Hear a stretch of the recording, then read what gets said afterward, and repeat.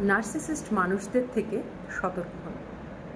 Narcissism এক প্রকারের মানসিক সমস্যা। হতে পারে আপনার পরিবারের কেউ নার্সিসিস্ট, অথবা আপনার বন্ধু মহলের কেউ, বা আপনার পরিচিত মহলের কেউ। কিন্তু একজন নার্সিসিস্ট মানুষের সংস্পর্শে থাকা নরক যন্ত্রণার থেকে কোনো অংশে কম নয়। সুতরাং জেনে নিই আমরা নার্সিসিস্ট কাদের বলা হয়। নার্সিসিস্ট তারাই যারা কিনা অন্যের ইমোশনের কদর করে না, বা কে কী ভাবলো, কে আমার জন্য কষ্ট পেল, এটা তাদের কাছে কোনো ম্যাটার করে না।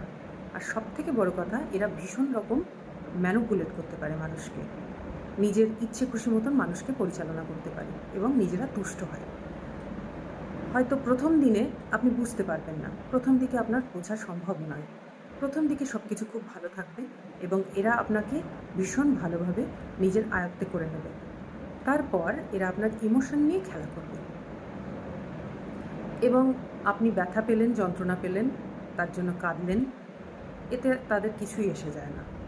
হতে পারে পরিবারের কোনো সদস্য যদি নার্সিসিস্ট হয়, সে তার ইচ্ছে মতন আপনাকে পরিচালনা করবে, আপনার উপরে মানসিক এবং শারীরিক অত্যাচারও নেমে আসতে পারে।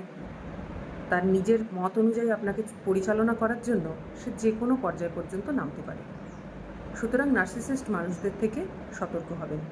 কী করে নার্সিসিস্ট মানুষদের থেকে সতর্ক হবেন, এটা একটা প্রশ্ন। আপনি নার্সিসিস্ট মানুষের সংস্পর্শে থাকলে কখনোই তার ইগোকে ফিড করবেন না। সে যেটা চাইছে কখনোই নীরবে মেনে নেবেন না। তীব্র প্রতিবাদ করুন এবং আপনি যে সেগুলো করতে বাধ্য নয়, সঠিক ভুল বুঝে তবেই আপনি তার কথাটা মানবেন। আস্তে আস্তে দেখবেন নার্সিসিস্ট মানুষদেরও ঠিক করা সম্ভব। নার্সিসিস্ট মানুষরা প্রথম দিকে তো ঠিক থাকে, তারা তার আপনজনদের এমনভাবে তাদের করায়ত্ত করে নেবে যে মানুষ কাঠের পুতুলের মতন তাদের দ্বারা ম্যানিপুলেট হতে থাকে। কিন্তু তাদের চিনতে শিখুন। এবং সব থেকে এদের বড় আর একটা লক্ষণ হলো এরা ভীষণ রকম অ্যাটেনশন সিকার হয়।